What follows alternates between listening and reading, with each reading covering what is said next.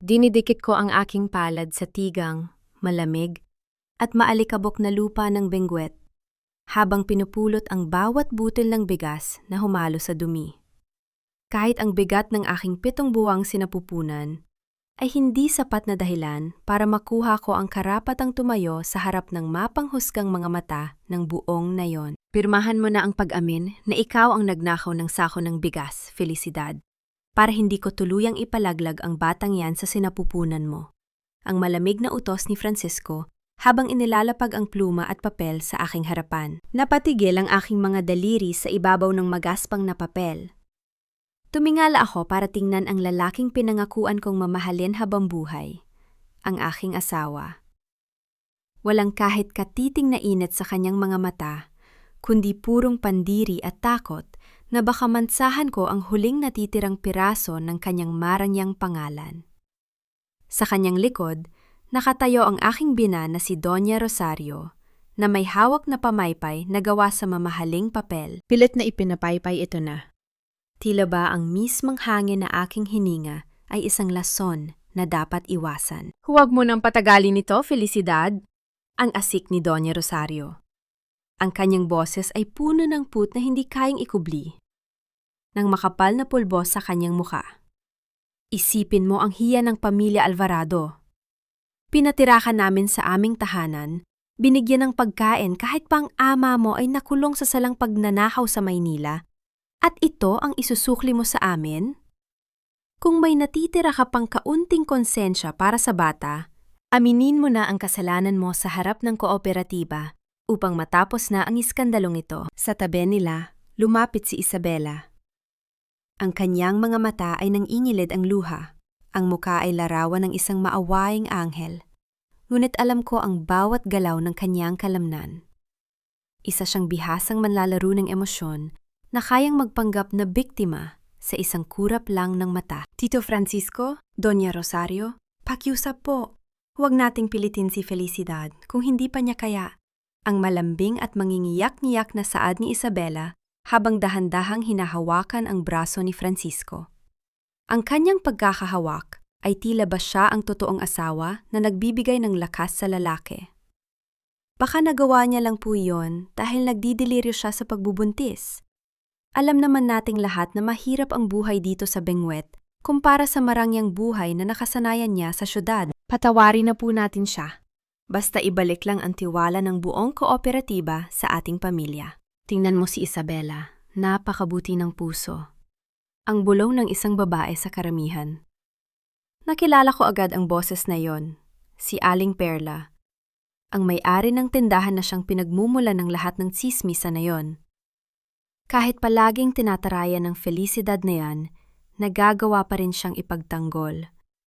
Napakasama talagang babae niyan.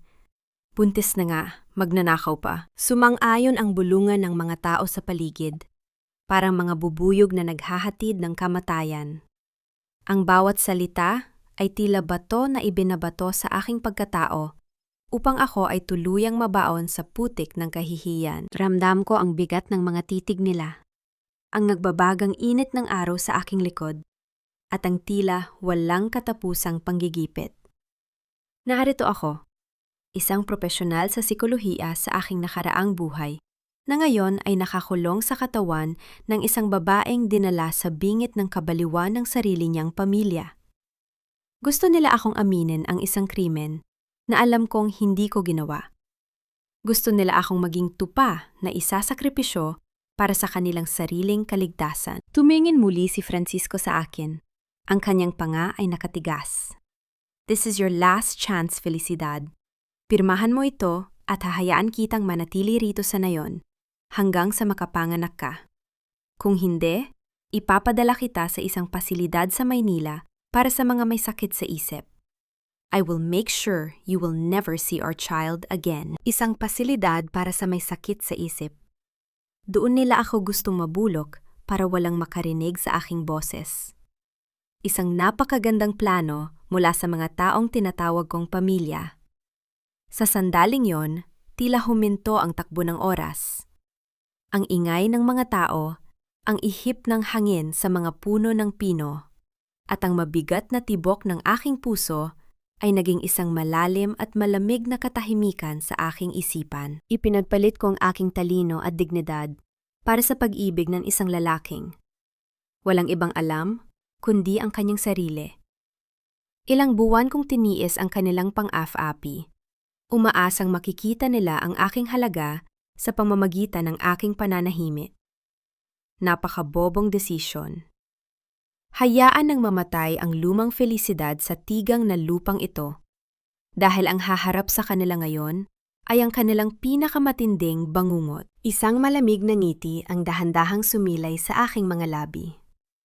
Ang aking mga mata, na dati ay puno ng takot at luha, ay naging kasing lamig ng yelo sa gabi. Kitang-kita ko ang biglang pag-atras ng balikat ni Isabela nang magtama ang aming mga paningin. Bahagya siyang napaatras. Tila ba nakakita ng isang multo na hindi niya inaasahang babangon mula sa hukay. Isang sako ng bigas para sa natitirang piraso ng inyong dangal? Ang kalmado kong saad. Ang aking boses ay walang kahit anong emosyon, ngunit sapat na malakas para marinig ng mga nasa malapit. Napakamura naman pala ng pangalan ng mga Alvarado. Anong sinabi mo? Ang galit na sigaw ni Doña Rosario. Ngunit hindi ko na siya binigyan ng pagkakataon na magsalita pa. Kinuha ko ang pluma. Sa isang mabilis at matatag na galaw, isinulat ko ang aking pirma sa ilalim ng papel. Walang pag-aalinlangan, walang pang-inginig ng aking kamay. Nang matapos ko itong pirmahan, tumayo ako ng tuwid. Hindi ko ininda ang sakit sa aking balakang o ang bigat ng aking tiyan. Tiningnan ko si Francisco mula ulo hanggang paa. Na tila ba, isa lamang siyang dumi sa aking daan? Ayan na ang hiningi niyo, ang sabi ko sa kanya. Ang aking boses ay patag at nakakapangilabot sa laming. Ngunit tandaan mo ito, Francisco. Ang papel na ito ang magiging pinakamahal na bagay na hinawakan mo sa buong buhay mo. Bago pa man sila makasagot, tumalikod na ako. Hindi ko tinignan ang kanilang mga reaksyon. Naglakad ako palayo sa bulwagan ng kooperatiba, hawak ang aking tiyan, habang ang mga tao ay dahan-dahang nagbibigay ng daan para sa akin, natitigilan sa aking biglang pagbabago. Habang naglalakad ako patungo sa aking destinasyon, pinakiramdaman ko ang aking paligid. Nang masiguro kong wala nang nakatingin, dahan-dahan kong binuksan ang aking kaliwang palad. Sa loob ng aking kamao, may hawak akong isang maliit na bagay na nakuha ko habang nakaluhod ako sa lupa kanina. Isang pilak na butones na may kakaibang ukit ng isang leon, isang butones na tanging ang personal na draper ng pamilya ni Isabela ang nagsusuot sa buong nayong ito. Ang butones na ito ang tunay na patunay kung sino ang pumasok sa bodega ng kooperatiba kagabi. Ipinasok ko ito sa aking bulsa nang may malamig na determinasyon. Nagsisimula pa lang ang laro at sisiguraduhin kong sa susunod na lumuhod ako, sila naman ang hihingi ng awa sa aking harapan. Nang makarating ako sa luma at maalikabok na bodega ng palay na itinalaga nilang bagong tirahan ko, narinig ko ang tunog ng pagkaladkad ng isang lumang maleta sa maalikabok na sahig. Binuksan ko ang pinto at doon ko nakita si Lucinda, ang aking tinatahing kaibigan, na abalang nag-iimpake ng aking mga natitirang damit mula sa aming lumang bahay. Tumingin siya sa aking direksyon na may kasamang pekeng lungkot sa kanyang mga mata. Felicidad, mabuti naman at nakabalik ka na. Sabi kasi ni Francisco, dito ka na raw matutulog sa lumang bodega ng palay simula ngayon. Mas makabubuti raw ito para hindi ka na makasira sa pangalan ng pamilya. Tiningnan ko ang maleta, pagkatapos ay ang kanyang mukha na pilit na nagtatago ng isang mapanuring ngiti. Hinawakan niya ang aking kamay, ngunit naramdaman ko ang kakaibang panginginig ng kanyang mga daliri. Huwag kang mag-alala, palagi akong nandito para tulungan ka. Magkasama nating lalagpasan ito. Tumingin ako sa labas ng bintana, kung saan tanaw ang malamig na kabundukan ng Benguet, habang dahan-dahang lumulubog ang araw. Ang malamig na simoy ng hangin ay pumasok sa mga siwang ng kahoy na dingding ng bodega, nagdadala ng amoy ng tuyong palay at alikabok ng nakaraan. Salamat, Lucinda, ang bulong ko, habang ang aking mga mata ay nakatuon sa isang maliit na punit sa kanyang bulsa. Ang bulsa kung saan dapat ay may nakakabit na kaparehong pilak na butones na hawak ko ngayon sa aking sariling bulsa. Ang unang gabi ko sa loob ng lumang bodega ng palay ay binalot ng matinding lamig at amoy ng nabulok na dayami. Sa halip na hayaan ng aking sarili na lamunin ng dilim at umiyak sa ibabaw ng manipis na banig na nakalatag sa matitigas na kahoy, pinili kong umupo ng tuwid. Ipinikit ko ang aking mga mata at sinimulan kong buuin ang isang mental na mapa ng bawat tao sa nayong ito. Ang kanilang mga kahinaan, ang kanilang mga lihim na motibo, at ang takot na pilit nilang itinatago. Bihasa ako sa pagsusuri ng kilos ng tao. Si Isabela, sa kabila ng kanyang malaanghel na muka, ay gumagalaw ng may labis na kalkulasyon. Ang kanyang Draper ang may-ari ng pilak na butones na nasa aking bulsa, ngunit si Lucinda ang may punit sa bulsa ng kanyang palda. Ibig sabihin, nagkatulungan ang dalawa para ilagay ako sa patibong na ito. At si Francisco. Ang aking asawa ay isang duwag na mas pinipili ang ilusyon ng danggal kaysa sa katotohanan. Si Doña Rosario naman ay may itinatagong mas malalim na lihim, kaya ganoon na lamang ang kanyang pagmamadali na patahimikin ako. Ang bodega na ito ay hindi ko kulungan. Ito ang aking laboratorio. Hinaumagahan, lumabas ako ng bodega na may hawak na maliit na lata ng kape. Naglakad ako patungo sa tindahan ni Aling Perla sa ilalim ng mapanuring mga mata ng mga kapitbahay na nagsisimula ng magbulungan. Nang marating ko ang tindahan, kaagad na huminto ang tawanan ng mga babaeng nakatambay doon. Inilapag ko ang aking barya sa ibabaw ng estante. Isang maliit na pakete ng kape, Aling Perla. Tumingin si Aling Perla sa akin na may kasamang matinding pandiri. Sabay kuha sa kanyang timbangan. Ayan na nga ba ang sinasabi ko? Ang kapal din naman talaga ng mukha ng magnanahaw na ito na pumunta pa rito. Huwag mo ngang hahawakan ang mga paninda ko, Felicidad. Baka biglang maglaho na parang bula ang mga iyan. Narinig ko ang mahihinang tawa ng mga babaeng nakatambay sa likod niya. Hindi ako sumigaw. Hindi ari ako nagmakaawa. Sa halip, lumapit ako ng dahan-dahan kay Aling Perla, sapat na malapit para maramdaman niya ang lamig ng aking presensya. Tinitigan ko siya ng diretso sa kanyang mga mata hanggang sa dahan-dahang nawala ang ngiti sa kanyang labi. Aling Perla, ang kalmado at panayad kong saad, ngunit may dalang talas na tila ba kutsilong dahan-dahang bumaon sa kanyang balat. Ang inyong dila ay mas mabilis pa sa inyong timbangan. Ngunit bago ninyo ako tawaging magnanakaw sa harap ng mga taong ito, siguraduhin ninyo muna na tama ang timbang ng asukal na ibinebenta ninyo tuwing gabi sa mga tauhan ng kooperatiba. Baka may 10 gramo ang nawawala sa bawat kilo at baka magulat ang kapitan kapag nalaman niya kung saan napupunta ang sobrang pondo. Namilog ang mga mata ni Aling Perla at ang kanyang mukha ay nawala ng kulay. Lalong naging tahimik ang buong tindahan. Walang sinuman sa kanila ang nag-akalang ang dating Felicidad na madaling mapaiyak ay may alam sa ganong kalaking sikreto. Ibinigay niya sa akin ang kape nang walang kahit isang salita, habang nanginginig ang kanyang mga daliri sa pagtanggap ng aking barya. Bumalik ako sa bodega upang ihanda ang aking kape. Habang nagpapakulo ako ng tubig sa lumang kalan, napansin ko ang isang bagay sa labas ng aking pinto. Isang malinis at makapal na kumot na may amoy ng bagong labang tela, at sa ibabaw nito ay may isang piraso ng sariwang tinapay. Tumingin ako sa paligid, ngunit wala akong nakitang kahit sino, kundi ang mahabang daan patungo sa kapilya.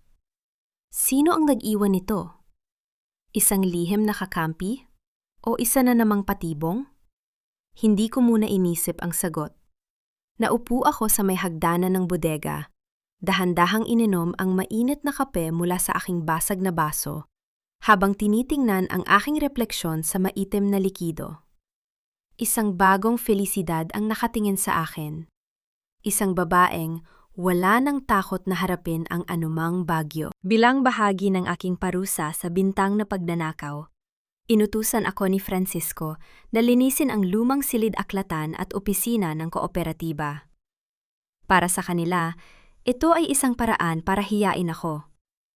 Para sa aking sarili, ito ang pinakamagandang pagkakataon na ibinigay nila. Habang hawak ko ang lumang basahan, sinimulan kong buksan ang mga cabinet na puno ng alikabok at mga lumang papel. Dito nakatago ang kasaysayan ng kooperatiba ng Benguet. Nagsimula akong magnahaw ng tingin sa mga lumang listahan ng rasyon ng bigas at pondo ng pamilya Alvarado mula sa nakalipas na 5 taon. Biglang bumukas ang pinto. Si Isabela, nakatayo siya roon. Suot ang kanyang magandang bulaklaking palda, hawak ang isang basket ng mga sariwang prutas. Tumingin siya sa akin na may kasamang mapanuyang ngiti. Napakahirap naman pala ng trabaho mo rito, Felicidad.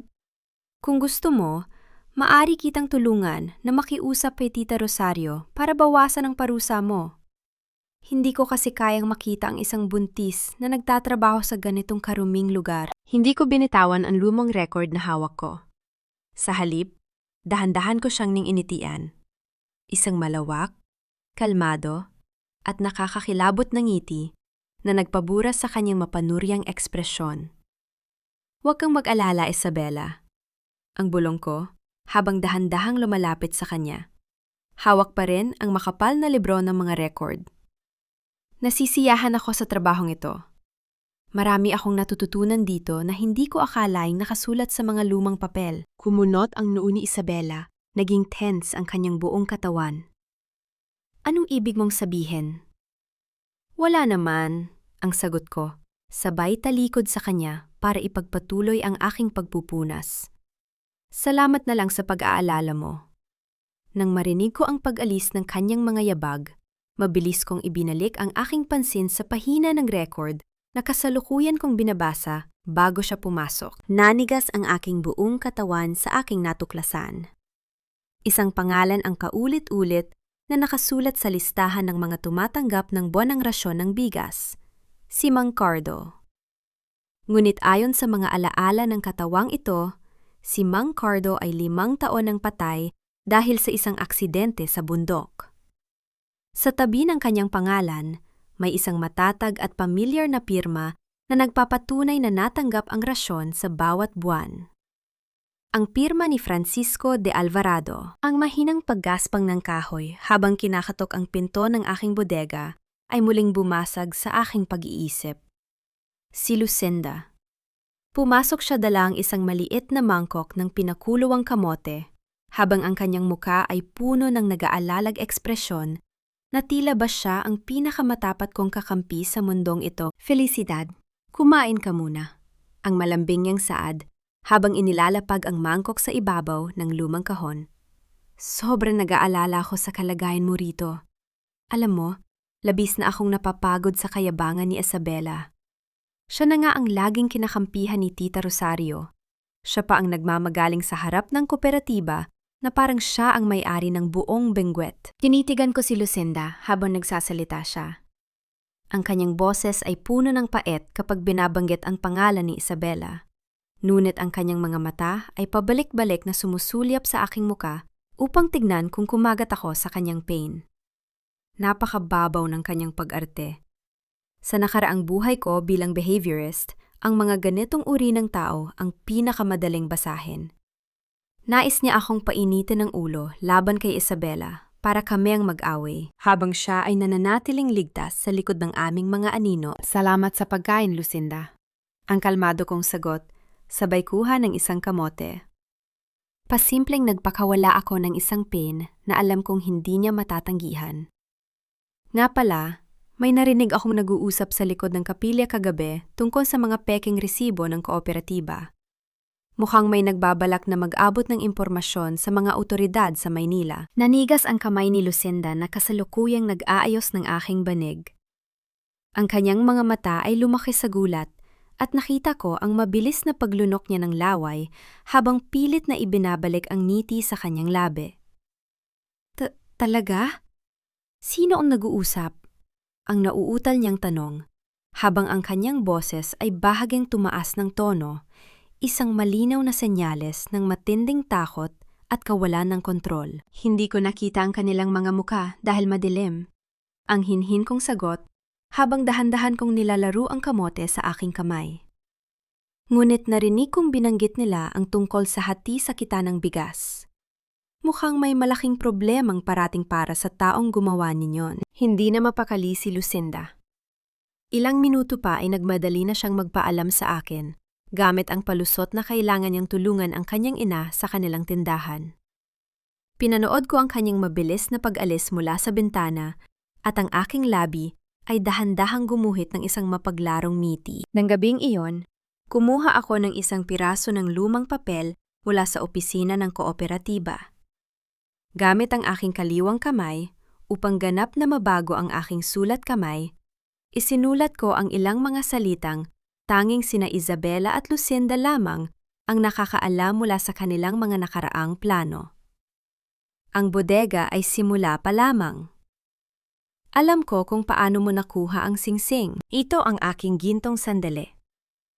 Ang pagsusulat gamit ang kaliwang kamay ay nagbigay sa akin ng kakaibang pakiramdam ng kapangyarihan. Hindi ako gumagawa ng ingay, ngunit nagpapakawala ako ng isang lason na dahan-dahang wawasak sa kanilang alyansa mula sa loob.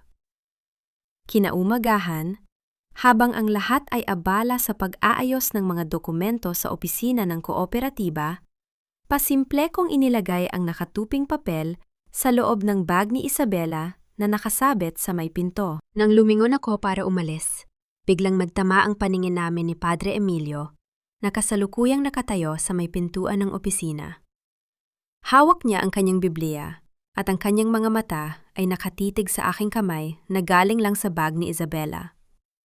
Walang kahit anong emosyon sa kanyang mukha.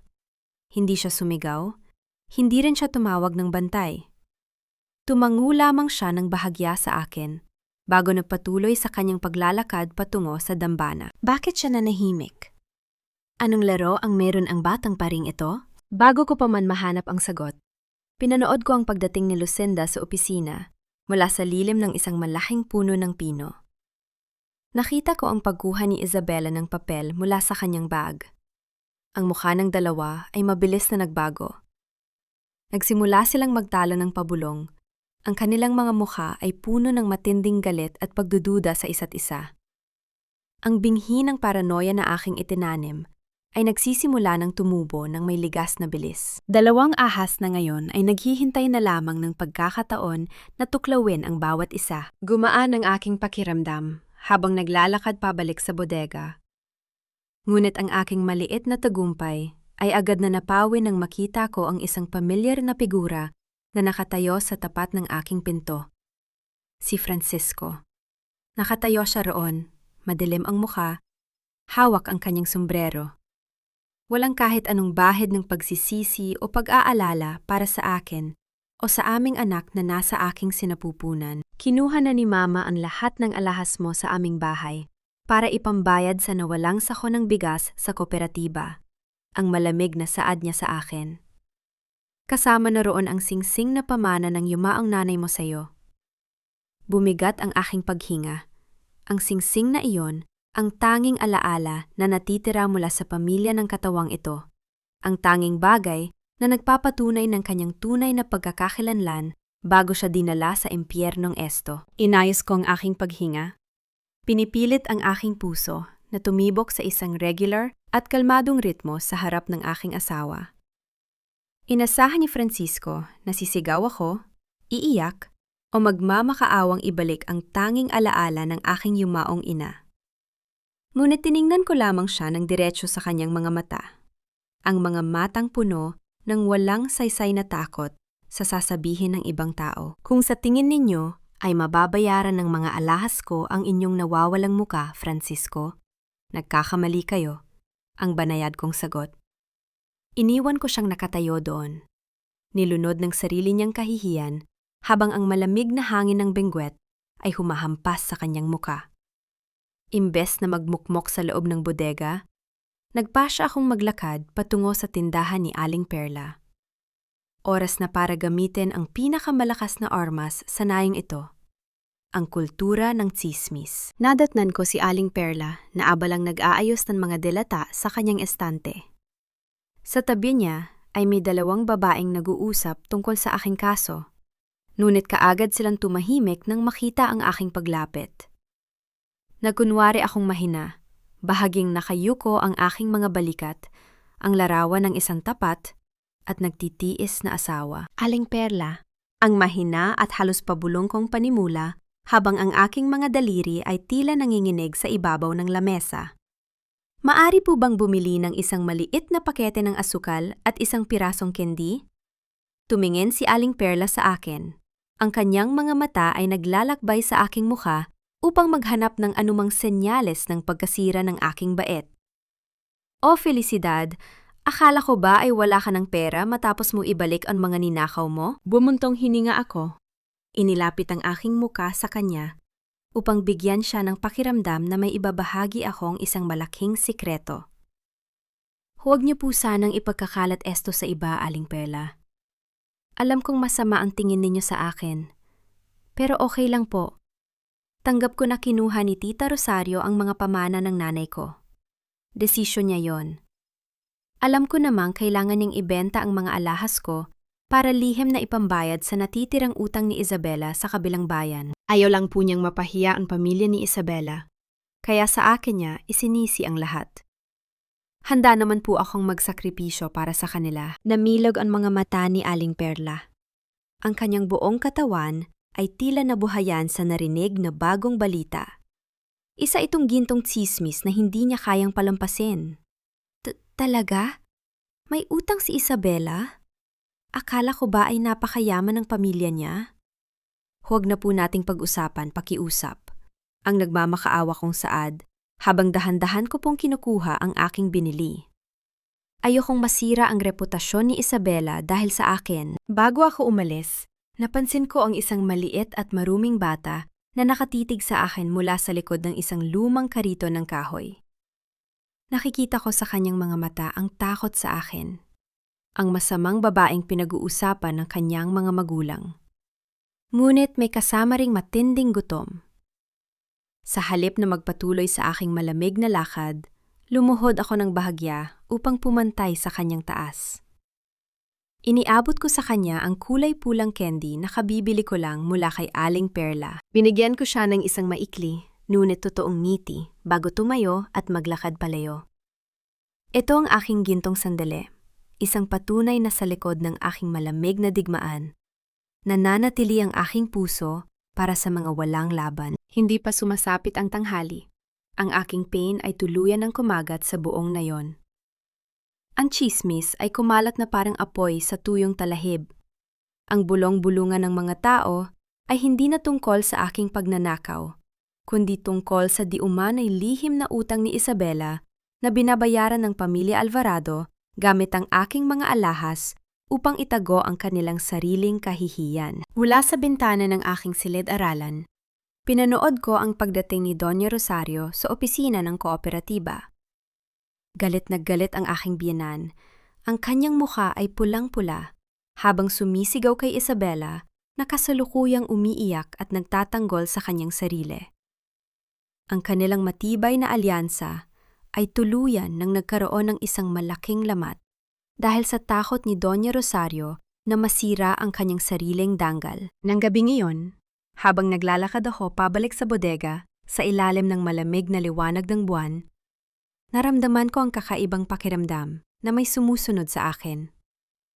Isang anino ang dahan-dahang gumagalaw sa likod ng mga puno ng pino. Huminto ako at lumingon, ngunit wala akong nakitang kahit sino, kundi ang malalaking puno at ang nakatatahimik na kadiliman ng gabi. May nagmamasid sa bawat hakbang ko, isang lihim na kaaway o isang mapanuring tagamasid. Kinaumagahan, lumabas ako ng bodega upang magwalis ng mga tuyong dahon sa aking bakuran. Ngunit napatigil ang aking kamay nang matagpuan ko ang isang patay na manok na nakalatag mismo sa tapat ng aking pintuan.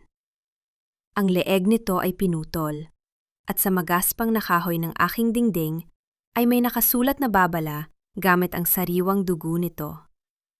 Umalis ka na, bago sumunod ang anak mo. Dahan-dahan kong idinikit ang aking mga daliri sa sariwang dugo sa dingding. Tiningnan ko ang pulang mansa sa aking balat nang walang kahit anong takot, kundi purong lamig at matatag na determinasyon. Ang amoy ng natutunaw na kandila at luma, tuyong kahoy ng kapilya ang sumalubong sa aking pandama. Alam kong nasa panganib ang buhay ng aking anak. Ang dugong nakasulat sa aking dingding ay hindi isang simpleng pananakot. Ito ay isang pormal na pagpapasimula ng giyera. Sa mundong ito, wala akong ibang mapagkakatiwalaan, kundi ang nag-iisang tao na nakakita sa aking mga kilos kagabi, ngunit piniling, manatiling tahimik. Natagpuan ko si Padre Emilio na nag-aayos ng mga bulaklak sa dambana.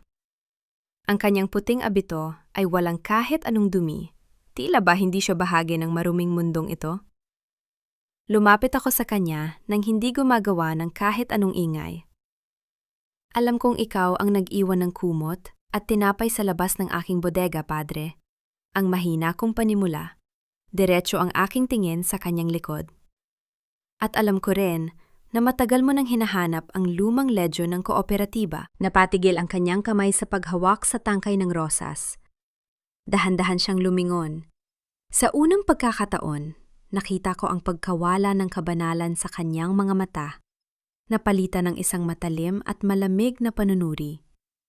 Lumapit siya sa akin, sapat na malapit, para maramdaman ko ang init ng kanyang hininga sa malamig na hangin ng kapilya. Ang distansya sa pagitan namin ay naging napakaliit, at sa isang saglit naramdaman ko ang mabilis na tibok ng aking puso. Isang pakiramdam ng kapayapaan sa gitna ng matinding panganib. Natanging siya lamang ang nakakaunawa. Napakatalas ng iyong pandama, Felicidad. Ang bulong niya, ang kanyang boses ay mas malalim kumpara sa kanyang mga sermon sa pulpito. Ngunit ang pag-alam sa aking mga lihim ay maaaring magdala sa iyo sa mas malalim na hukay. Nasa hukay na ako, Padre. Ang kalmado kong sagot, itinataas ang aking mukha upang salubungin ang kanyang mapanuring titig. Gagawin natin ang isang kasunduan. Ibibigay ko sa iyo ang ledger kapag nakuha ko na ito mula sa opisina. Ngunit kapalit niyon, sisiguraduhin mo ang kaligtasan ng aking anak sa sandaling isilang ko siya. Ikaw lang ang may kapangyarihan na ilayo siya sa mga lobo ng nayang ito nang hindi sila nagdududa. Tinitigan niya ako ng matagal, tila binabasa ang bawat hebla ng aking utak. Sa gitna ng aming pag-uusap, naramdaman ko ang biglang pag-ikot ng aking paningin dahil sa gutom, stress at bigat ng aking pagbubuntis. Bahagya akong napaatras. Sa isang mabilis na galaw, hinawakan ni Padre Emilio ang aking siko para alalayan ako. Kinuha niya ang isang malinis at puting panyo mula sa kanyang bulsa at dahan-dahan idinampi ito sa aking noo upang punasan ang malamig na pawis na nagsisimulang mamuo doon. Ang kanyang hawak ay magaan, ngunit puno ng matatag na respeto. Ito ang aming gintong sandali, isang tahimik na pangako ng dalawang taong nakatayo sa magkabilang panig ng liwanag at dilim. Nagkakaintindihan ng walang karagdagang salita. Sige, ang bulong niya. Dahan-dahang ibinababa ang kanyang kamay nang masiguro niyang kaya ko nang tumayo. Protektahan ko ang bata. Ngunit siguraduhin mo na hindi ako maghihintay ng matagal para sa ledger. Tumango ako at dahan-dahang lumabas ng kapilya. Ngunit sa aking pagbaba sa hagdanan, sumalubong sa akin ang galit na mukha ni Francisco. Nakatayo siya doon. Nakakuyom ang mga palad habang nakatingin sa akin at sa pinto ng simbahan. Ano ang ginagawa mo rito kasama ang pari sa ganitong oras, Felicidad? Ang galit niyang pambubintang. Ang kanyang boses ay nanginginig sa selos at takot sa sasabihin ng mga tao. Hindi ka ba talaga titigil sa paggawa ng kahihiyan para sa pamilyang ito? Nakikipaglandian ka na ba ngayon sa isang alagad ng Diyos? Tiningnan ko si Francisco nang may purong kawalang galang. Ang kanyang panunumbat ay tila ba isang mahinang ihip ng hangin sa aking mukha. Mas natatakot ka pa ba sa sasabihin ng ibang tao tungkol sa asawa mo kaysa sa buhay ng bata sa sinapupunan ko, Francisco? Ang malamig kong sagot. Ang aking boses ay walang kahit anong takot. May nag-iwan ng patay na manok at babala gamit ang dugo sa pintuan ko kanina. Ngunit narito ka, nag-aalala sa iyong maruming dangal habang ang pamilya mo ay walang magawa para protektahan ako. Hindi nakapagtataka kung bakit kailangan ko pang humanap ng ibang tao para sa kaligtasan ng anak ko dahil ikaw mismo ay walang silbi bilang isang ama. Nanigas si Francisco sa aking mga salita. Ang kanyang muka ay nawala ng kulay. Tila ba bumaon ang bawat titik ng aking pananalita sa kanyang pagkalalaki. Nilagpasan ko siya nang hindi naghihintay ng kanyang sagot. Ngunit habang naglalakad ako sa daan patungo sa bodega, naramdaman ko ang isang matindi at matalim na kirot sa aking puson. Isang sakit na hindi ko pa naramdaman sa buong buhay ko. Napaatras ako, napakapit sa isang puno ng pino, habang ang aking paningin ay nagsisimulang magdilim. Dahan-dahan kong ibinaba ang aking kamay sa aking binti, at naramdaman ko ang basa at mainit na likido na dahan-dahang umaagos pababa. Dumudugo ako. Napaaga ang aking kabuwanan. Sa aking pagbagsak sa maalikabok na lupa, pilit kong iminulat ang aking mga mata. Sa di kalayuan, nakita ko si Isabela na nakatayo sa may bintana ng opisina ng kooperatiba. Nakatingin sa akin habang may suot na isang malamig at mapaglarong ngiti. Ang bawat mainit na patak ng dugo na dahan-dahang sumisipsip sa tigang na lupa ay tila isang babala na ang aking oras ay mabilis na nauubos. Ang bawat hininga ko ay tila apoy na sumusunog sa aking lalamunan habang kinakaladkad ko ang aking sarili sa damuhan. Ngunit bago pa man ako tuluyang mawala ng malay, naramdaman ko ang malalakas na kamay na bumuhat sa akin. Si Padre Emilio. Sa halip na dalhin ako sa klinika ni Isabela, kung saan alam kong tiyak na mapapahamak ang aking anak, mabilis niya akong isinugod sa lihim na silid sa likod ng sakristiya ng kapilya. Sa gitna ng nagbabagang sakit, na tila ba pinupunit ang aking buong katawan, hinawakan ko ng mahigpit ang dulo ng abito ni Padre Emilio. Tumingin ako sa kanyang mga mata nang may matatag na determinasyon sa kabila ng aking panghihina. Padre, ang pautal-utal kong ibinulong, ang aking boses ay halos isang hangin na lamang. Ituloy natin ang plano. Itago mo ang aking anak. Walang sinumang dapat makaalam na buhay siya. Hayaang isipin nilang patay na ang bata. Tumango si Padre Emilio. Ang kanyang muka ay seryoso habang mabilis na inihahanda ang malilinis na tela. Lumipas ang ilang oras ng matinding pakikipaglaban sa sakit. Sa huling lakas na mayroon ako, isinilang ko ang aking anak. Isang mahina, ngunit matatag na iyak ng bagong silang na sanggol ang pumuno sa tahimik at madilim na silid. Buhay ang aking anak. Bago pa man tuluyang mailayo ni Padre Emilio ang bata, upang itago sa lihim na silid sa ilalim ng dambana, hiningi ko na ilapit muna niya ito sa akin. Ito ang aming gintong sandali. Tiningnan ko ang maliit niyang muka, ang kanyang maliliit na daliri na bahagyang gumalaw. Dahan-dahan kong idinampi ang aking labi sa kanyang maliit na kamay, at sa unang pagkakataon, isang totoong luha ng purong pag-ibig ng isang ina ang pumatak mula sa aking mga mata. Hindi ito bahagi ng aking plano. Ito ay totoong pag-ibig na nagbibigay sa akin ng lakas na maging mas malupit sa aking mga kaaway. Mabilis na binalot ni Padre Emilio ang bata at dinala ito sa lihim na daanan bago pa man dumating ang mga yabag ng mga taong nagmamadali patungo sa kapilya. Bumukas ang pinto. Pumasok si Francisco, kasunod si Doña Rosario at si Isabela. Ang kanilang mga mukha ay puno ng paggagulat at pag-aalala. Ngunit sa likod ng kanilang mga maskara, nakikita ko ang kanilang tunay na pakay. Lumabas si Padre Emilio mula sa likod ng kortina. Ang kanyang mukha ay larawan ng matinding kalungkutan.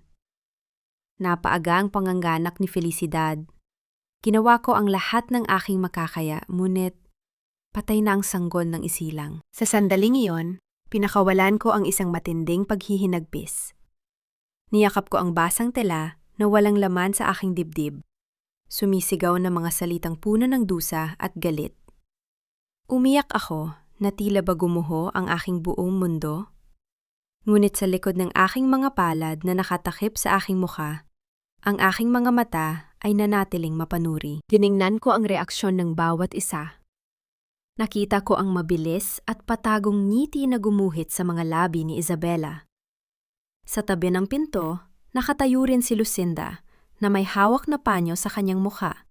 Ngunit nakita ko ang pagluwag ng kanyang balikat. Isang senyales ng matinding ginhawa dahil ang tagapagmana ng pamilya Alvarado ay wala na. Gumuho ang mundo ni Francisco. Napaluhod siya sa tabi ng aking higaan. Sinusubukang hawakan ang aking kamay habang umiiyak.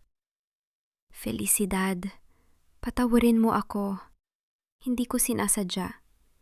Huwag mo akong hawakan! Ang galit kong sigaw, sabay tulak sa kanyang mga kamay ng may matinding lakas.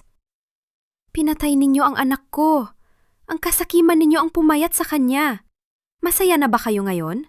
Nakuha nyo na ang gusto ninyo. Felicidad, anak. Magpakatatag ka. Ang plastik na saad ni Doña Rosario, pilit na lumalapit. Umalis kayong lahat! Ang huli kong sigaw bago isubsob ang aking mukha sa unan. Nagpanggap na tuluyan nang nawasak ang aking espiritu. Upang hindi magkaroon ng anumang investigasyon ang mga otoridad, mabilis na inihahanda ni Padre Emilio ang isang maliit na kahoy na kabaong. Sa loob nito ay mga bato at lumang tela upang magkaroon ito ng bigat ng isang tunay na sanggol. Bago tuluyang takpan ang kabaong para sa mabilis na libing, lumapit si Isabela upang mag-alay ng kunwaring pakikiramay.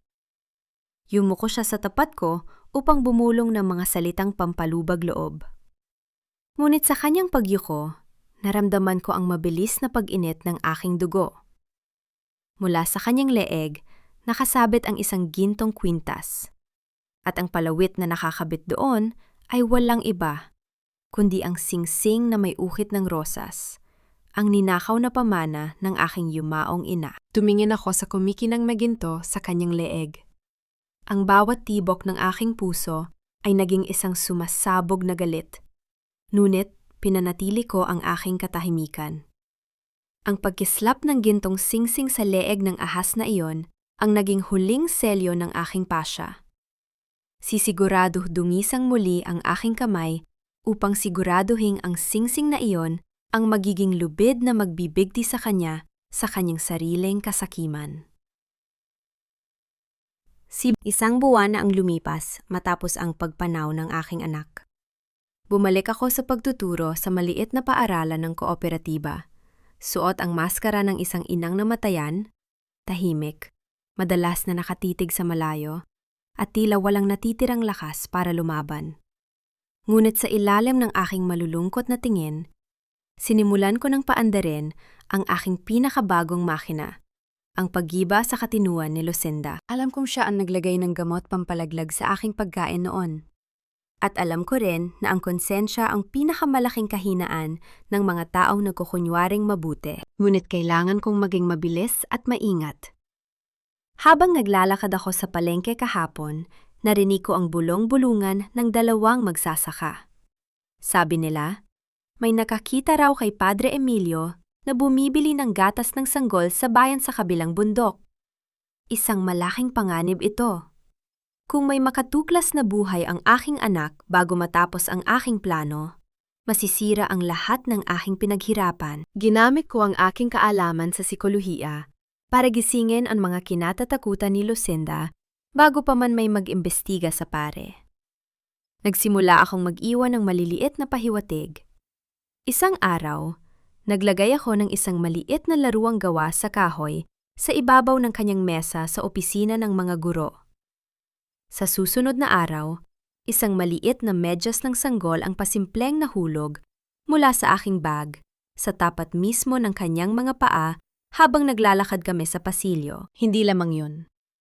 Gumawa ako ng paraan para makarinig siya ng mga tunog na hindi naririnig ng iba. Sa pamamagitan ng isang lumang tape recorder na lihim kong nakuha mula sa bayan at itinago sa gilid ng kanyang bintana, nagpatugtog ako ng isang napakahina at paulit-ulit na tunog ng pag-iyak ng sanggol sa kalahunaan ng gabi. Unti-unting nawala ng katinuan si Lucinda. Sa bawat araw na lumilipas, nakikita ko ang pagdidilim ng paligid ng kanyang mga mata, ang panginginig ng kanyang mga kamay, at ang madalas niyang paglingon sa kanyang likod kahit walang sinuman doon. Kinakain na siya ng kanyang sariling paranoia. Isang gabi, bago ako umuwi sa bodega, dumaan ako sa tapat ng aming lumang tahanan. Doon ko natagpuan si Francisco na nakaupo sa may balkonahe. May hawak siyang bote ng alak. Ang kanyang buong katawan ay nakayuko at ang kanyang mga mata ay nakatitig sa isang walang lamang duyan na nakasabit pa rin doon. Naririnig ko ang kanyang mahihinang paghikbi sa gitna ng katahimikan ng gabi. Ito ang aking gintong sandali. Isang sandali ng tahimik na katarungan. Ang makita ang lalaking nagbenta ng aking dignidad na ngayon ay nalulunod sa sarili niyang pagsisisi ay nagbigay sa ako ng isang malamig ngunit matatag na kasiyahan. Lumapit si Lucinda sa kanya upang aluin siya. Sinusubukang hawakan ang kanyang balikat. Ngunit sa isang mabilis at marahas na galaw, itinulak siya ni Francisco palayo. "Umalis ka sa harapan ko, Lucinda." Ang galit na sigaw ni Francisco, ang kanyang boses ay puno ng pot at pagkalasing. "Wala akong pakialam sa mga sinasabi mo. Kung hindi dahil sa mga chismis at pang-uupos ninyo ni Isabela, hindi ko sana naitaboy ang asawa ko. Ang makita ang mukha mo ay lalong nagpapaalala sa akin ng kawalan ko ng silbi bilang ama." Umiyak na tumakbo si Lucinda patungo sa madilim na pasilyo ng paaralan upang magtago. Ngunit bago pa man niya marating ang dulo, hinarang ko ang kanyang daan. Lumitaw ako mula sa anino ng malaking haligi. Tinitigan ko siya nang may nakapanlulumong lamig. "Naririnig mo ba siya, Lucinda?" Ang pabulong kong saad. Ang aking boses ay patag at nakapangingilabot. Lumapit ako sa kanya, dahan-dahan, hanggang sa maramdaman ko ang panginginig ng kanyang buong katawan. Gabi-gabi siyang umiiyak sa tabi ng aking higaan. Sinasabi niya sa akin ang pangalan ng naglagay ng mapait na lasa sa aking pagkain noon gabi bago siya mawala. Sinasabi niya na ang taong yon ay napakalapit sa akin. "Hindi! Huwag! Pakiusap, Felicidad!" Ang nanginginig na pakiusap ni Lucinda na patakip sa kanyang mga tainga habang mabilis na tumatakbo palayo, tila ba tuluyan ng nawasak ang kanyang katinuan. Nang sumunod na linggo, napuno ang kapilya ng kooperatiba para sa lingguhang misa. Nakaupo ako sa likurang bahagi habang sina Isabela, Doña Rosario at Francisco ay nasa unahan. Si Padre Emilio ay kasalukuyang nagbibigay ng kanyang sermon tungkol sa mga kasalan ng nakatago na balang araw ay ihahayag ng Diyos. Sa gitna ng kanyang pagsasalita, biglang tumayo si Lucinda mula sa kanyang upuan. Ang kanyang buhok ay magulo, ang kanyang mga mata ay nanlilisik, at ang kanyang muka ay basang-basa ng luha. Itinuro niya si Isabela sa harap ng lahat. Siya ang nag-utos sa akin na lasunin ang pagkain ni Felicidad. Ang histerika niyang sigaw na umalingaw-ngaw sa buong kapilya. Ang pagtigil ng hininga ng buong simbahan ay naging isang nakabibinging katahimikan. Ang bawat tao sa loob ng kapilya ay tila nawala ng kakayahang gumalaw. Ang paratan ni Lucinda ay lumikha ng isang malalim na lamat sa pahimik na umaga ng kooperatiba. Tumingin ako kay Isabela. Sa isang saglit, nakita ko ang mabilis na pagdaan ng takot sa kanyang mga mata. Ngunit agad itong napalitan ng kanyang nakasanayang papel, ang pagiging biktima. Humagulgol si Isabela, dahan-dahan na napaluhod sa tapat ng dambana habang nakahawak sa kanyang dibdib. "Lucinda, paano mo nagagawang sabihin ang ganyang kasinungalingan sa harap ng Diyos at ng buong nayon? Alam kong naghihirap ka dahil sa iyong mga naririnig sa gabi. Ngunit, huwag mo naman akong gamitin para sa iyong sariling ilusyon." Tumanoy ang tatay ni Isabela at hinarap ang mga tao. Sa kanyang kamay ay may hawak siyang isang piraso ng papel. "Nasisiraan na ng bait si Lucinda. narito ang reseta ng malalakas na gamot pampatulog na nakapangalan sa kanya mula sa bayan. Gabi-gabi siyang nagdidiliryo at nakakarinig ng kung ano-ano dahil sa matinding inggit niya kay Isabela at sa kanyang obsesyon kay Francisco, isang mahusay na depensa. Ang bawat salita ni Isabela ay tila isang malupit na gasgasing humahaplos sa isipan ng mga tao upang ibalik ang kanilang tiwala sa kanya. Nagsimula nang umingay muli ang bulungan ng mga tao pabor kay Isabela, habang si Lucinda ay nanatiling nakatayo, nanginginig, at tuluyan ng nawasak ang katinuan. Nanonood ako mula sa aking pwesto sa likod, kalmado at walang balak na ipagtanggol si Lucinda. Hindi ko kailangang iligtas ang isang ahas na nagtangkaring pumatay sa aking anak. Ngunit hindi ko hahayaang masayang ang pagkakataong ito. Dahan-dahan kong inilapit ang aking sarili kay Aling Perla na kasalukuyang nakanganga sa gulat sa aking tabi. Pasimple kong isiniksik sa kanyang bulsa ang isang pahina ng kopya ng listahan ng rasyon na may pirma ni Francisco at mga tala ng pamilya ni Isabela. Ibinulong ko sa kanyang tainga ang malalamig na salita. Tingnan mo yan mamaya, Aling Perla. Baka gusto mong malaman kung bakit ganyan na lamang ang pagmamadali ni Isabela na patahimikin si Lucinda. May mas malalim silang lihim na hindi kayang sabihin sa loob ng kapilyan ito. Wala pang isang oras matapos ang gulo, pinalaya si Lucinda sa kooperatiba ng kanyang sariling pamilya upang maiwasan ang mas malaking hiya. Bago siya tuluyang isakay sa jeep patungo sa bayan, natagpuan ko siya sa likod ng gusali ng paaralan. Nakaupo sa tabi ng kanyang mga bagahe, basang-basa ng luha ang mukha. Lumapit ako sa kanya nang may dalang isang basong tubig. Iniabot ko ito sa kanya nang walang kahit isang salita ng simpatya. Tumingin sa akin si Lucinda nang may matinding takot at biglang pagkaunawa sa kanyang mga mata. Ngayon lamang niya na-realize na ang lahat ng kanyang narinig sa gabi ay bahagi ng aking sariling laro. At siya ay naging isang simpleng kwan ko na itinapon ko nang matapos ang kanyang silbi. Ininom niya ang tubig ng manginginig, habang ako naman ay tumango lamang sa kanya bilang huling pamamaalam. Ito ang aking gintong sandali, isang tahimik na pagtatapos para sa unang taong nagtangkang sumira sa aking buhay. Ngayong wala na si Lucinda, alam kong si Isabela ay magiging mas desperado. At ang isang desperadong kalaban ay madaling gumawa ng mga malalaking pagkakamali. Upang pigilan ako sa aking formal na paghirang bilang punong guro ng paaralan sa susunod na araw, gumawa si Isabela ng isang huling maruming hakbang. Nagsampa siya ng formal na reklamo sa lupo ng edukasyon sa Maynila. Pinararatangan ako na peke ang aking mga kredensyal sa pagtuturo at hindi karapat-dapat na humawak ng posisyon dahil sa aking masamang reputasyon. Saan nakuha ni Isabela ang lakas ng loob na kalabanin ang lupa ng edukasyon sa kabila ng gulo sa kooperatiba? Isang malaking misteryo ito. Tila may isang malakas na tao sa Maynila ang lihim na nagpoprotekta sa kanyang pamilya at nagbibigay sa kanya ng kapangyarihan na manipulahin ang mga opisyal. Dumating ang araw bago ang aking formal na paghirang. Habang nag-aayos ako ng aking mga libro sa silid-aralan, bumukas ang pinto ng walang anumang pasabi. Pumasok si Isabela, suot ang kanyang pinakamagandang ngiti, hawak ang isang opisyal na sulat na may selyo ng pamahalaan mula sa Maynila. Pasensya ka na, Felicidad.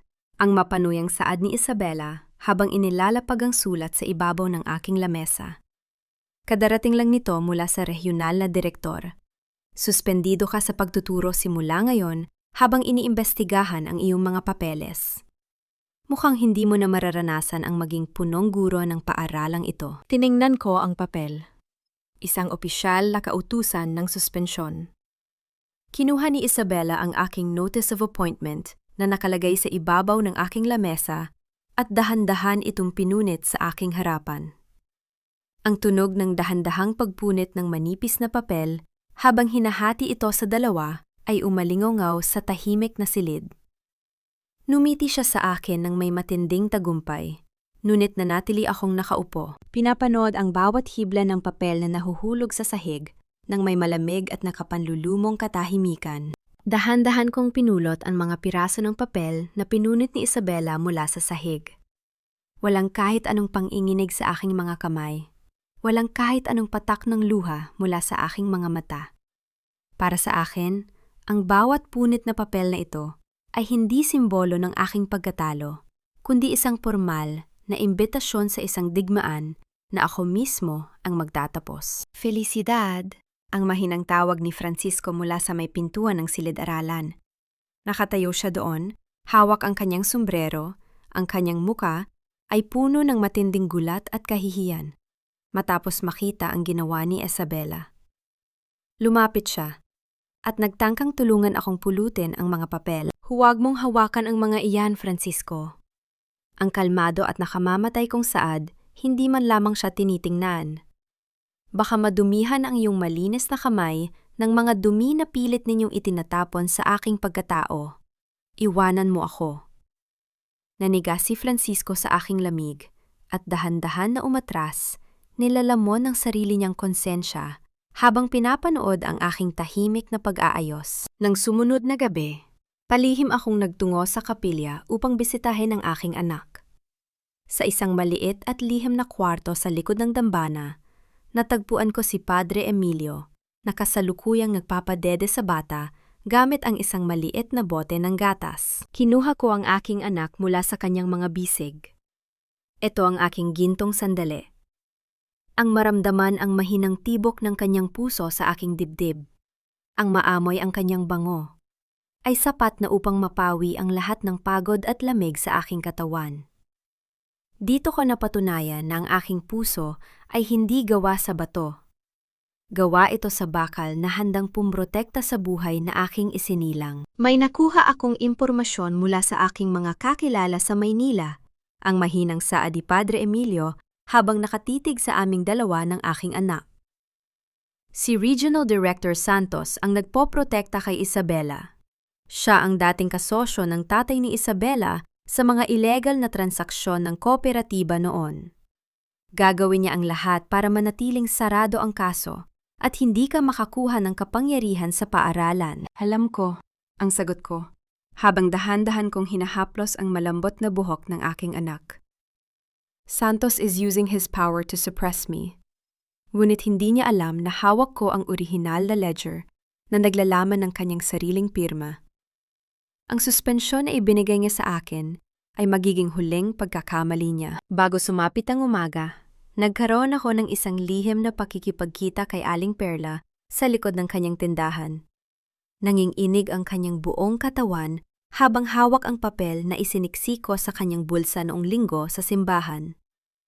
Felicidad! Ang nanginginig niyang bulong. Ang kanyang mga mata ay puno ng matinding takot. Totoo ba ito? Ang pamilya ni Isabela, kasama ang biyenan mo na si Doña Rosario, sila ang kumuha ng pondo na para sana sa tulong sa amin noong panahon ng bagyo. Ang bawat sismis na ikinalat mo noon tungkol sa akin ay pumatay sa aking reputasyon, Aling Perla. Ang malamig kong sagot, itinataas ang aking mukha upang salubungin ang kanyang takot. Ngunit ngayon, ang mga sismis at kwaderno mo naman ang may kapangyarihang magligtas sa buong nayon. Dalhin mo ang lahat ng iyong mga tala sa formal na pagdinig ng kooperatiba sa susunod na araw. Ipakita mo sa kanila kung sino ang totoong magnanakaw. Habang nangyayari esto, si Francisco ay kasalukuyang naghahanap ng mga dokumento sa opisina ng kanyang ina sa kanilang bahay. Doon, sa ilalim ng isang nakatagong latsi, natagpuan niya ang isang liham na isinulat ni Isabela para kay Doña Rosario noong nakaraang taon. Isang liham na naglalaman ng plano kung paano nila unti-unting sisirain ang pangalan ng dating Felicidad upang gawin siyang biktima ng kanilang sariling mga pagnanakaw. Gumuho ang mundo ni Francisco sa kanyang natuklasan. Ang kanyang sariling ina at ang babaeng pinagkatiwalaan niya ay ang mga totoong demonyo na sumira sa kanyang buhay at pumatay sa kanyang anak. Umiiyak at nagmamadaling tumakbo si Francisco patungo sa aking bodega upang ipakita ang patunay at humingi ng tawad. Ngunit nang marating niya ang tapat ng aking pinto, napatigil siya. Nakatayo doon si Isabela kasama ang 2 armadong gwardya mula sa rehinal na opisina. Hawak nila ang isang utos ng pag-aresto para sa akin sa salang palsipikasyon ng mga dokumento ng gobyerno at pagnanakaw. Tumingin sa akin si Isabela nang may matinding tagumpay habang ang mga gwardya ay dahan-dahan na lumalapit sa akin. Hawak ang malamig at metal na posas na pilit nilang ikinakabit sa aking mga kamay. "Huwag! Pakiusap! Huwag ninyong gawin yan!" Ang hingal na sigaw ni Francisco habang patakbong lumalapit sa aming direksyon. Hawak niya ang liham na nakuha niya mula sa silid ni Doña Rosario. Ang kanyang mga mata ay puno ng matinding takot at desperasyon. "May ebidensya ako rito. Sina Isabela at ang aking ina ang nagplano ng lahat ng esto." Tiningnan ko si Francisco nang may purong lamig. Nang dahan-dahan idampi ng gwardya ang malamig na bakal ng posas sa aking mga pulso, hindi ako umiwas. Sa halip, bahagya akong ngumiti. Isang ngiti na nagpabagal sa kilos ng mga gwardya. "Huwag mo silang pigilan, Francisco." Ang kalmado kong saad. Ang aking boses ay patag, ngunit sapat na matatag para marinig ng lahat. "Hayaan mo silang ikabit ang posas na esto. Ngunit hindi ninyo ako dadalhin sa labas ng nayon ng lihim. Kung aarestuhin ninyo ako, gagawin natin ito sa bulwagan ng kooperatiba. Sa harap ng buong nayon, nakasulukuyang nagpupulong ngayon." Nagkatinginan ang 2 gwardya. Nakita ko sa kanilang mga mata ang pag-aalinlangan. Bilang isang behaviorist, alam kong ang takot sa gulo ng publiko ang pinakamalaking kahinaan ng mga taong nagpapatupad ng batas na walang lehitimong basehan. Upang maiwasan ang iskandalo, sumang-ayon sila na dalhin ako sa bulwagan ng barangay. Naglakad ako sa gitna ng daan patungo sa bulwagan. Suot ang posa sa aking mga kamay. Ngunit hindi ako naglakad ng may nakayukong ulo na parang isang talunan. Naglakad ako ng tuwid. Ang aking mga hakbang ay matatag, at ang aking mukha ay walang kahit anong bakas ng takot. Ang mga tao sa nayon ay dahan-dahan na lumabas sa kanilang mga bahay. Nagsimulang sumunod sa amin habang nagbubulungan sa gulat. Nakita ko si Aling Perla sa karamihan. Mahigpit na hawak ang kanyang itim na bag habang nakatingin sa akin nang may matinding nerbiyos. Pagpasok namin sa bulwagan, natagpuan namin ang buong lupo ng kooperatiba na kasalukuyang nagpupulong. Naroon si Doña Rosario na nakaupo sa unahan, at si Isabela na mabilis na sumunod sa amin upang kunin ang pamumuno sa eksena. "Mga taga na yon!" Ang malakas na sigaw ni Isabela, itinuturo ako habang umiiyak ng kunyari. Ito na ang patunay na ang babaeng ito ay isang impostor. May opisyal na kautusan mula sa Maynila na nagpapatunay na peke ang kanyang mga papeles sa pagtuturo at siya ay isang magnanakaw. Dapat siyang tanggalan ng posisyon at ipatapon palayo sa ating komunidad. Nagsimulang umingay ang bulwagan. Ang mga opisyal ng kooperatiba, na karamihan ay mga kakampi ng pamilya ni Isabela at ni Doña Rosario, ay nagsimula ng mag-usap upang formal na pirmahan ang aking diskwalipikasyon. Sa gitna ng kaguluhan, napansin ko ang aking mga mag-aaral na nakatayo sa may pintuan ng bulwagan. Umiiyak sila habang nakatingin sa aking mga nakaposas na kamay. Ito ang aking gintong sandali. Sa harap ng kanilang takot, lumingon ako sa kanila at binigyan ko sila ng isang banayad, mainit at kampanteng ngiti. Ang aking mga mata ay nagparating ng mensahe na hindi sila dapat matakot dahil ang kanilang guro ay hindi kailanman susuko sa harap ng kawalang katarungan. Tumayo si Doña Rosario, hawak ang kanyang pamaypay. "Pirmahan na ang diskwalipikasyon! Wala nang puwang ang isang magnanakaw at impostor sa paaralang ito." Lumapit ang kinatawan ng regional na opisina upang ibigay ang opisyal na dokumento ng aking pagpapatalsik para pirmahan ng lupon ng kooperatiba. Kung mapapirmahan nila ito, formal na akong mawawala ng karapatang manatili sa nayon. Tumingin ako kay Francisco, na kasalukuyang pinipigilan ng mga gwardya sa gilid, habang pilit na isinisigaw ang katotohanan. Ngunit walang nakikinig sa kanya, dahil sa ingay ng karamihan. Tumingin ako kay Isabela, na may suot na isang mapanuyang ngiti ng tagumpay. Inilapat ng pinuno ng kooperatiba ang pluma sa ibabaw ng papel upang formal na ianunsyo ang aking diskwalipikasyon dahil sa mga peking papeles na isinumite ni Isabela. Ngunit bago pa man niya matapos ang kanyang pirma, biglang tumayo si Aling Perla mula sa gitna ng karamihan, bit-bit ang kanyang mabigat na itim na bag. Ang tunog ng pagbagsak ng mga makakapal na kwaderno ni Aling Perla sa ibabaw ng lamesa ng lupon ay gumising sa buong bulwagan. Ang bawat tao sa loob ng bulwagan ng kooperatiba ay tila napako sa kanilang kinatatayuan. Sa gitna ng nakabibinging katahimikan, binuksan ni Aling Perla ang kanyang unang kwaderno. Ang kanyang boses, na dati ay ginagamit lamang sa walang kabuluhang bulungan sa kanto, ay naging matatag at malakas. Nung Mayo 3, 1:00 ng madaling araw, ang panimula ni Aling Perla habang binabasa ang kanyang sulat kamay. Nakita ng aking anak si Mario, ang personal na driver ng pamilya ni Isabela, na may kargang 3 sako ng bigas mula sa likod ng bodega ng kooperatiba. Noong Hunyo 5, katulad na oras, si Mario muli ang naglabas ng pondo na nakalagay sa itim na kahon. Nakasulat dito ang bawat petsa, oras, at plaka ng sasakyang ginamit nila. Nagsimulang umugong ang bulungan ng mga taga na yon. Nagtugma ang bawat petsa na binasa ni Aling Perla sa mga araw kung kailan idinedeklara ng lupon na may kakulangan sa rasyon ng bigas. Kasinungalingan! Tsismis lang ang lahat ng iyan! Ang histerikal na sigaw ni Isabela. Ang kanyang mukha ay tuluyan ng nawalan ng kulay habang pilit na humahawak sa lamesa. Isang walang kwentang tsismosa lamang si Aling Perla. Wala kayong ebidensya! Tumayo si Doña Rosario. Hinampas ang kanyang mamahaling baston sa sahig upang patahimikin ang mga tao. Tumingin siya sa mga magsasaka ng may matinding poot. Kayong mga hampas lupa, nakalimutan niyo na ba ang inyong utang na loob sa pamilya Alvarado? Kami ang nagpakain sa inyo noon panahon ng matinding kahirapan. Ngayon ay naniniwala kayo sa isang walang kwentang tsismosa at sa impostor na ito? Dito ko na binasag ang aking katahimikan. Humakbang ako ng dahan-dahan patungo sa gitna ng bulwagan kahit pa nakakabit ang malamig na bakal ng posas sa aking mga kamay. Tinitigan ko si Doña Rosario nang may matatag na talas ng isang behaviorist na handang sirain ang kanyang huling ilusyon. Utang na loob, Doña Rosario? Ang kalmado at nakamamatay kong saad, ang aking boses ay umalingaw-ngaw sa buong bulwagan.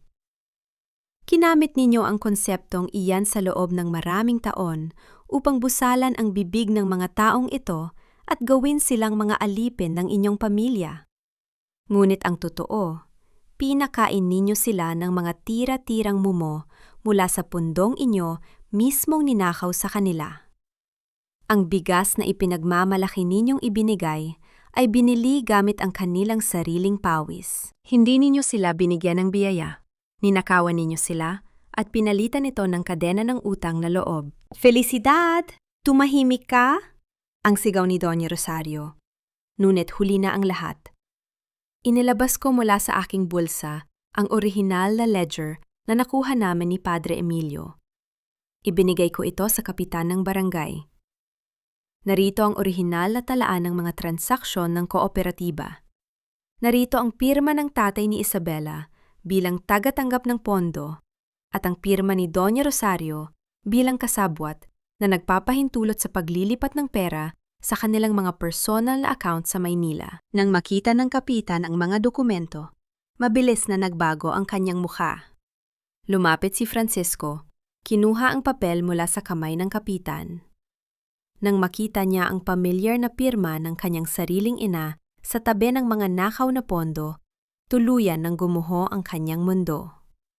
Ang lahat ng kanyang ipinaglalabang dangal at hiya ng pamilyang Alvarado ay naging isang malaking basura sa harap ng buong nayon. Napaluhod si Francisco sa aking harapan. Ang kanyang mga mata ay puno ng luha at matinding pagsisisi habang sinusubukang abutin ang dulo ng aking damit. Felicidad, patawarin mo ako. Patawarin mo ako. Tiningnan ko si Francisco mula sa itaas. Walang kahit anong galit sa aking mukha, kundi purong kawalan ng pakialam. Hindi ko siya tinulungan. Nilampasan ko lamang siya na parang isang malamig na hangin. Ang kanyang pagluhod ay huli na para sa isang lalaking piniling magbulag-bulagan habang pinapatay ang kanyang sariling pamilya. Sa tindi ng desperasyon, nawala na ng katinuan si Isabela. Sumugod siya sa aking direksyon. Ang kanyang mga kuko ay nakataas upang saktan ako. Ngunit sa isang mabilis at kalkulado kong pag-iwas, nilagpasan ko siya. Nawalan siya ng balanse at marahas na bumagsak sa maalikabok na sahig ng bulwagan. Kaawa-awa, madumi, at tuluyan ng hubad ang kanyang peking kabanalan. Sa harap ng mga taong dati ay sumasamba sa kanya. Ang mga gwardiya kanina ay nagtatangkang umaresto sa akin ay mabilis na lumapit upang hawakan sina Isabela at Doña Rosario, matapos ma-realize na sila ang mga totoong kriminal sa harap ng batas. Ngunit sa gitna ng matinding kaguluhan ng mga taong bayan na sumisigaw ng katarungan, biglang bumukas ang malaking pinto ng bulwagan. Pumasok si Padre Emilio. At sa kanyang mga bisig, may karga siyang isang malusog, buhay, at maliksing 6 na buwang gulang na sanggol. Ang iyak ng aking anak ay pumilas sa nakatitig at gulat na katahimikan ng buong bulwagan. Mabilis na lumapit ang kapitan ng barangay upang tanggalin ang posa sa aking mga pulso. Sa sandaling lumuwag ang bakal, hindi ko pinansin ang sakit o ang pamumula ng aking balat. Lumapit ako kay Padre Emilio at dahan-dahang kinuha ang aking anak sa aking mga bisig. Ang maramdaman ang init ng kanyang katawan. Ang makita ang kanyang maliliit na mata na tumitig sa akin ng may pagkilala. At ang hawakan ng kanyang maliit na kamay ang aking daliri ay sapat na upang tuluyan ng mabura ang lahat ng lamig na aking pinagdaanan. Buhay ang aking anak. Ang lahat ng aking sakripisyo, ang bawat gabing panggigipit sa bodega, ay nagbunga sa wakas. May kasama akong mga opisyal mula sa pambansang opisina, ang malakas na pahayag ni Padre Emilio sa harap ng buong bulwagan. Si Regional Director Santos ay kasalukuyan ng isinasa ilalim sa suspensyon at investigasyon sa Maynila dahil sa mga patunay ng korupsyon at ang pagtatangkang paglason sa batang ito. Sina Isabela Montenegro at Doña Rosario ay formal na inaaresto sa salang sabuatan sa pagnanakaw at pagtatangkang pagpatay. Humagulgol si Isabela. Ang kanyang magandang bulaklaking palda ay namansahan ng dumi ng sahig, habang pilit na kinakaladkad ng mga pulis palabas ng bulwagan. Wala na ang kanyang malaanghel na ngiti, napalitan ng takot at galit habang sumisigaw ng mga walang kabuluhang pagbabanta. Sa tabi niya, si Doña Rosario ay tahimik na naglakad ng walang kaba. Ang kanyang mukha ay puno ng matinding kahihiyan habang ang kanyang bihasang baston ay naiwan sa sahig. Lumapit si Francisco sa aking harapan. Ang kanyang muka ay basang-basa ng luha habang nakatitig sa aming anak. Sumubok siyang humakbang para hawakan ang bata, ngunit iniwas ko ang aking katawan. Felicidad, ang pakiusap niya. Ang kanyang boses ay nanginginig sa matinding pagsisisi. Buhay ang anak natin. Patawarin mo ako. Magsimula tayo muli sa Maynila. Ibabalik ko ang lahat ng nawala sa'yo. Gagawin ko ang lahat para maging isang mabuting asawa at ama. Tiningnan ko si Francisco nang walang kahit anong emosyon. Inilabas ko mula sa aking bulsa ang isang envelope na naglalaman ng mga papeles ng annulment at ang kasunduan ng pagsuko ng huling lupain ng pamilya Alvarado sa aking pangalan. Inilapag ko ito sa ibabaw ng lamesa sa kanyang harapan. Pirmahan mo ito, Francisco. Ang kalmado at nakamamatay kong saad. Ito ang huling kabayaran sa lahat ng ginawa ninyo sa akin at sa aking anak. Ang lupang ito ang magiging pundasyon ng aking bagong paaralan. At simula ngayon, hindi mo na muling makikita ang muka ng batang ito. Isinuko mo ang iyong karapatan bago mo pa man piliin ang aking pagpapalayas noon. Umiyak si Francisco habang nanginginig na hawak ang pluma. Alam niyang wala na siyang magagawa upang makuha muli ang aking tiwala. Sa bawat titik ng kanyang pirma, tuluyan ang pinunit ang huling hibla ng aming ugnayan. Isinuko niya ang kanyang lupa, ang kanyang pamilya, at ang kanyang sariling dangal.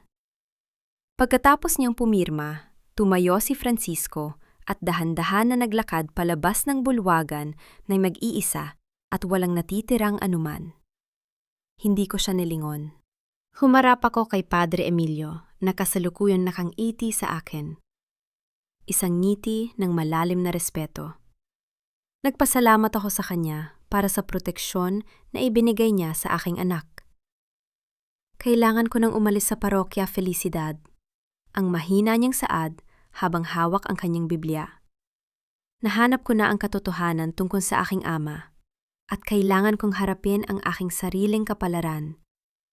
Ngunit masaya ko dahil nahanap mo ang iyong katarungan. Nagkamay kami bilang huling pamamaalam ng 2 taong dumaan sa matinding ayaw, ngunit nanatiling nakatuyod.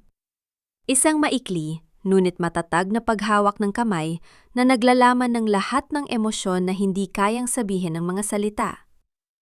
Bago ko lisanin ang bulwagan, lumapit sa akin si Aling Perla, nakayuko ang kanyang ulo. Felicidad, patawarin mo ako sa lahat ng aking mga tsismis noon. Tiningnan ko si Aling Perla at binigyan ko siya ng ilang barya, hindi bilang suhol, kundi bilang bayad sa kanyang katapangan na ilabas ang kanyang mga kwaderno. Gamitin mo ang iyong dila sa tamang paraan na yon, Perla. Bantayan mo ang kooperatiba para sa amin at siguraduhin mong walang sinumang magnanakaw ang makakapasok muli. Tumango si Aling Perla nang may matinding pasasalamat. Formal akong hinirang bilang kauna-unahang punong guro ng paaralan ng kooperatiba. Hawak ko ang aking anak sa aking kaliwang braso, habang ang aking kanang kamay ay dahan-dahan na humawak sa malalaking pinto ng bagong paaralan. Mula sa di kalayuan, tanaw ko si Francisco na naglalakad pababa ng bundok. Nag-iisa sa ilalim ng malamig na simoy ng hangin ng Benguet, habang ang aking anak ay masayang tumawa sa aking mga bisig. Pinuksan ko ang mga pinto ng paaralan patungo sa bagong bukas ng aming buhay. Lumipas ang 5 taon na parang dahan-dahang agos ng malinis na tubig sa sapa ng Benguet. Ang mabangong simoy ng hangin na nagmumula sa mga puno ng pino ay hindi na nagdadala ng amoy ng lason at takot. Ngayon, nagdadala ito ng ingay ng mga batang masayang nag-aaral. Sa loob ng paaralang aking itinayo sa ibabaw ng lupang dating pag-aari ng mga Alvarado. Nakatayo ako sa balkonahe ng paaralan. Suot ang aking simpleng asul na damit habang nakatingin sa malawak na luntiang bukid. Hindi na ako ang Felicidad na lumuluhod sa putikan habang pinupulot ang dumi ng iba. Ako na ang punong guro, ang pinuno, ang reyna ng aking sariling kaharian na binuo ko gamit ang aking sariling talino at lakas. Maraming nagtatanong sa akin kung napatawad ko na ba sina Francisco, Doña Rosario at Isabela. Ang aking sagot ay nananatiling simple at malamig. Hindi. Ang pagpapatawad ay hindi isang utang na kailangan nating ibayad sa mga taong nagtangkang sumira sa ating buhay at pumatay sa ating mga anak upang iligtas ang kanilang sariling balat. Ang pilit na pagpapatawad ay isang lason na nagpapahina sa ating dignidad. Hindi ko sila pinatawad. Sa halip, ginawa ko silang walang halaga sa aking buhay. Ang tunay na kapayapaan ay hindi matatagpuan sa pakikipagkamay sa mga ahas, kundi sa tuluyang pagputol sa kanilang kakayahang makalapit muli sa iyo. Nahanap ko ang aking kapayapaan sa bawat pahina ng libro sa aking silid-aralan, sa matatag na tibok ng aking sariling puso, at sa kaligtasan ng aking pamilya. Balita ko, si Francisco ay kasalukuyang nagtatrabaho bilang isang kargador sa isang marumi at madilim na palengke sa Maynila. Gabi-gabi siyang natutulog nang nag-iisa sa isang maliit na kwarto, tulala at dala ang mabigat na pagsisisi na kanyang bibit-bitin hanggang sa kanyang huling hininga. Ang kanyang parusa ay hindi ang mamatay, kundi ang mabuhay ng gising habang alam na pinakawala niya ang nag-iisang babaeng nagdala sana ng tunay na liwanag sa kanyang buhay. Si Isabela naman ay kasalukuyang nabubulok sa isang madilim na selda sa kulungan ng Maynila. Wala nang nakikinig sa kanyang mga pag-iyak at pagmamakaawa dahil ang kanyang mga luha ay wala nang kapangyarihang manipulahin ang batas. At si Doña Rosario ay natitirang mag-isa sa isang maliit at sirang kubo sa kabilang bundok. Pinagbabayaran ang kanyang kasakiman habang walang sinumang lumalapit upang alagaan siya sa kanyang katandaan. Para sa mga kababaihan na nakikinig sa aking kwento, ang aral na nais kong iwanan sa inyo ay esto. Huwag ninyong isuko ang inyong talino at halaga para sa pag-ibig na nagpapaluhod sa inyo. Ang bulag na sakripisyo ay hindi kailanman magdadala ng tunay na paggalang. Kapag binaligtad ng mundo ang inyong kapalaran, huwag kayong umiyak o magmakaawa. Gamitin ninyo ang inyong isip bilang inyong pinakamatalas na espada upang dahan-dahan gupitin ang bawat kamay na nagtatangkang humila sa inyo pababa. Habang nag-iisip ako sa balkonahe, narinig ko ang mabilis na yabag ng maliliit na paa sa maalikabok na daan. Tumakbo ang aking 5 taong gulang na anak patungo sa aking direksyon. Ang kanyang muka ay puno ng matinding sigla sa ilalim ng maliwanag na sikat ng araw. Niyakap niya ang aking binti at binuhat ko siya ng may matinding lambing. Ang malakas, malinaw at masayang tawa ng aking anak ay umalingaw-ngaw sa buong lambak ng Benguet. Isang tunog na minsang tinangkang patayin ng aking mga kaaway. Ngunit ngayon ay nananatiling pinakamagandang musika ng aking tagumpay. Tiningnan ko si Abot tanaw kung saan ang daan. Pababa ng bundok ay tuluyan ng nabura ng hamog ng umaga. Wala na ang nakaraan. Dito, sa lupang aking sinakop, ako ang nagsusulat ng sarili kong kapalaran.